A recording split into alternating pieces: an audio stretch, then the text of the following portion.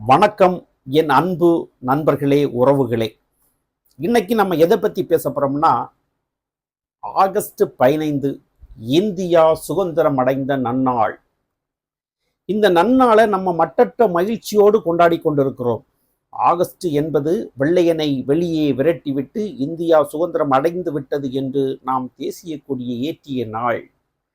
இந்நாள் இனிப்புகளை எல்லாம் கொடுத்து எல்லா அரசியல்வாதிகளும் கொடியை ஏற்றி மட்டற்ற மகிழ்ச்சியோடு கொண்டாடி கொண்டிருக்கிற இந்த நன்னாள்ல இந்தியா சுதந்திரம் அடைந்து விட்டதா என்று மக்களிடத்திலையும் போய் கேட்கும்போது மக்களுடைய மனநிலை எப்படி இருக்கு, என்னுடைய மனநிலை எப்படி இருக்கு அப்படிங்கிறதான் இன்றையோட என்னுடைய உரை. கொஞ்ச நேரம் தள்ளி விடாம காது கொடுத்து கேளுங்க. வெள்ளையனை எதற்காக விரட்டி அடித்தோம்? நம்மிடத்திலே வரி கேட்டான் அப்படிங்கிறதுக்காகத்தான் நம்ம வெள்ளையனை விரட்டி அடித்தோம். இன்னைக்கு நம்ம எத்தகைய சூழ்நிலைக்கு தள்ளப்பட்டிருக்கோம்? தொட்டதுக்கெல்லாம் வரி. ஜிஎஸ்டி என்ற நூதன முறைப்படி வரி விதிக்கிறாங்க. ஒரு கடையில் போய் சாப்பிட்டா சாப்பாடு 500 ரூபாய், அதுக்கு வரி 150 ரூபா 200 ரூபாய் போடுறாங்க. எந்த காலகட்டத்துக்கு தள்ளப்பட்டிருக்கும்? ஒரு ஏழை சாப்பிட்ற தயிருக்கு வரி, ஒரு ஏழை சாமி கும்பிட்ற சூடத்துக்கு வரி, தொட்டதுக்கெல்லாம் வரி வரி வரி. ஒரு தண்ணி பாட்டில் வாங்கினா வரி, ஒரு இடத்துல போய் உட்கார்ந்தா வரி, எதுக்கெடுத்தாலும் வரி வரி வரி வரி. வெள்ளையன் ஆட்சியை விட நம்ம மக்களாட்சி இப்போ எப்படி போயிட்டு இருக்குன்னா, வெள்ளையனுக்கிட்டே இந்த நாடு இருந்திருக்கலாமோ அப்படின்னு தோணுது. அவன் நம்மளை அடிமைப்படுத்தி வைத்திருந்தாலும் அவன் கட்டிய கட்டிடங்கள் இன்னைக்கும் இருக்கு, அப்படியே அசைக்க முடியாத கட்டிடங்களா இருக்கு. அவன் போட்ட தண்டவாளங்கள்ல இன்னைக்கும் ட்ரெயின் ஓடிக்கிட்டு இருக்கு. ஆனா நம்ம ஆளு கட்டுற கட்டிடங்கள் பூ போல உதிர்ந்துருது. கம்பியா நீங்க பாக்குறீங்க இல்லையா, இன்னைக்கு அரசு கட்டிடங்கள் எல்லாம் எப்படி இருக்குன்னு. போய் தள்ளுனா செவுறு விழுந்துருது, ஆட்டுனா பில்லர் உடஞ்சு விழுந்துருது. இதுதான் இன்னையோட சூழ்நிலை. அவன் அப்படி இல்லை, நம்மளை அடிமைப்படுத்தி என்னதான் அடிமைப்படுத்திடுவான் பெருசா. மக்களை அடிமைப்படுத்தினாலும் அவன் செஞ்சான், நாட்டுக்கு நல்லது செஞ்சான்னு தான் எனக்கு தோணுது. சுதந்திரம் அடைந்து விட்டோம் என்று நம்ம மார்பு தட்டி கொடியை ஏற்றி இனிப்பு கொடுத்து கொண்டாடுற இந்த நல்லாள்ல மக்கள் படுற வேதனையை பற்றி அரசியல்வாதிகள் உணர வேண்டும். ரொம்ப ரொம்ப கஷ்டம். மக்களுக்கு மேல இந்த சிலிண்டர் விலை ஏற்றம், பெட்ரோல் விலை ஏற்றம், எல்லாம் விலை ஏற ஏற ஏற அவனுக்கு பணி சுமை ஏறுது, அழுத்தம் ஆகுது, மன உளைச்சலுக்கு ஆள்படுத்தப்படுறான். மக்களை சுதந்திரமா பறக்க விடுறதுக்கு இன்னைக்குள்ள அரசியல்வாதிகள் யாரும் தயாரா இல்லை. அவன் கட்டுப்பாட்டுக்குள்ள வைக்கணும்னு தான் பாக்குறாங்க.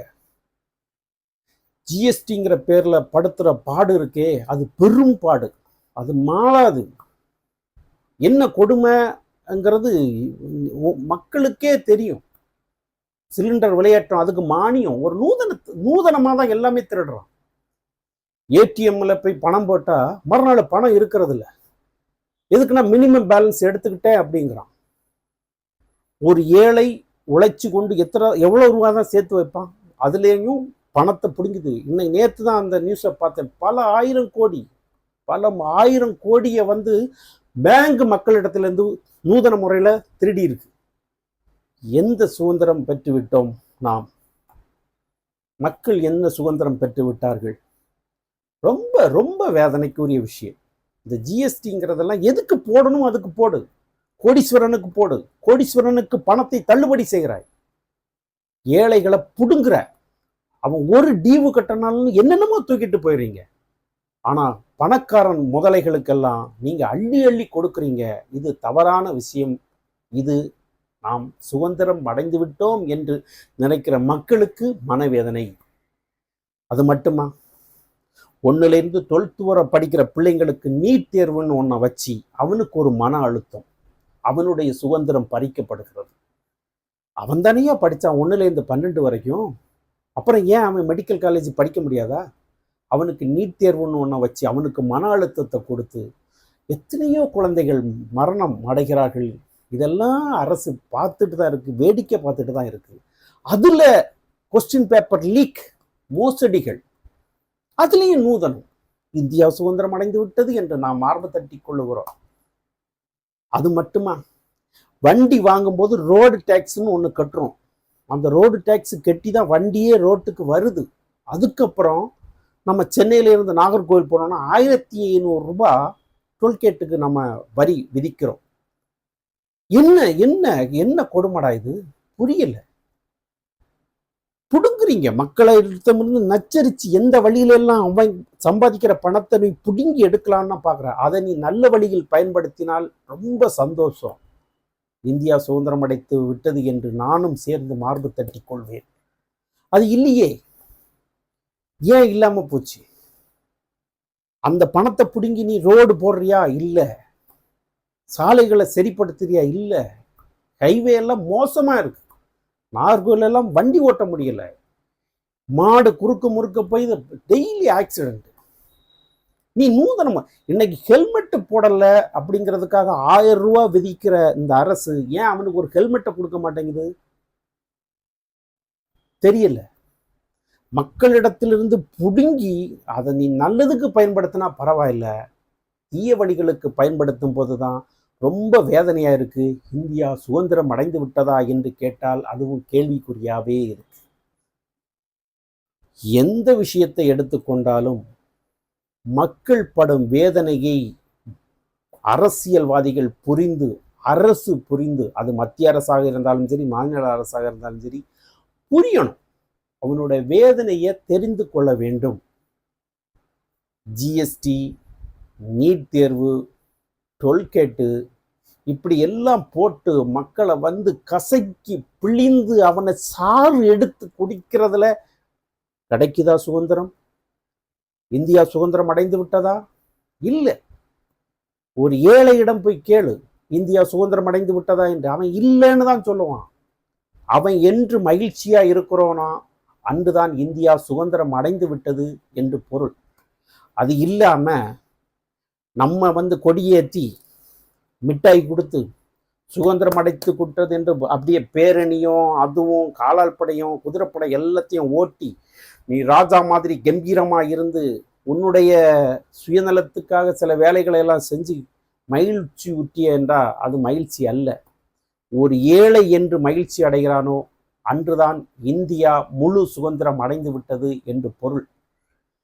வெள்ளையனை விரட்டணும், வரி கேட்டான் அப்படிங்கிறதுக்காக தான் விரட்டணும். உப்புக்கு வீரபாண்டிய கட்டப்பொம்மன் வசனம் பேசினாரு. ஏற்றம் இறைத்தாயா, களை பறித்தாயா, என்குல பெண்களுக்கு மஞ்சள் அரைத்து பணிபுரிந்தாயா, மாமனா மச்சானா மானம் கெட்டவனே, யாரை கேட்கிறாய் வரி, யாரை கேட்கிறாய் வட்டின்னு பேச படத்துல தான் பார்த்தோம். ஆனா இன்னைக்கு நிஜத்திலேயே அந்த வரியெல்லாம் கட்டிக்கிட்டு இருக்கு. வேதனை, வெட்கம். மக்கள் மீது அக்கறையோடு மக்களாட்சி நடத்துகின்ற அந்த அரசு இருக்க வேண்டும். அது யாருன்னெல்லாம் தெரியல, நான் பொதுவாக தான் பேசுறேன். எல்லாரும் மக்களை கசக்கி பிழியறாங்க. அவன் பாக்கெட்ல ஒரு 500 ரூபா ஒரு நாள் இருக்கிறது இல்லை. ஒன்னுல மதுக்கடை பிடுங்கிக்குது, இல்லைனா மருத்துவமனை பிடுங்கிக்குது, இல்லைனா வீட்டு வாடகை பிடுங்கிக்குது. எல்லாமே தண்ணிக்கு வரி, வீட்டுக்கு வரி, எல்லாத்துக்கும் வரி வரி வரி வரி வரி.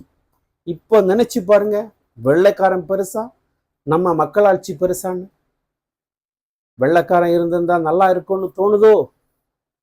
தோணுது. மீண்டும் நல்லாட்சி மலர வேண்டும், மக்கள் எல்லாம் சந்தோஷமா இருக்கணும்னா இந்த வரிகளை வேற விதமாக எடுத்து பணக்கார முதலைகளிடம் இருந்து புடுங்குவதாக இருக்க வேண்டுமே தவிர ஏழைகளிடம் இருந்து அல்ல என்று கூறி, இந்தியா சுதந்திரமடைந்த இந்த நன்னாளில் அனைவரும் இந்திய சுதந்திரத்திற்காக பாடுபட்ட அனைத்து தியாகிகளுக்காகவும், பெரிய பெரிய ஆட்கள் எல்லாம் இருக்காங்க, நிறைய பேர் இருக்காங்க, எல்லாருக்காகவும் அவர்கள் ஆன்மா சாந்தி அடையவும், அவர்கள் பாடுபட்ட சுதந்திரத்தை நாம பேணி காக்கணும், அதை நல்லபடியா இந்த நாட்டு மக்களுக்கு பயன்பெறணும் என்று கூறி, இந்த ஆகஸ்ட் 15ஆம் நாள் இந்தியா சுதந்திரம் அடைந்த நன்னாளில் அனைவருக்கும் மகிழ்ச்சியுடன் வாழ்த்துக்களை தெரிவித்துக் கொள்கிறேன். நன்றி, வணக்கம்.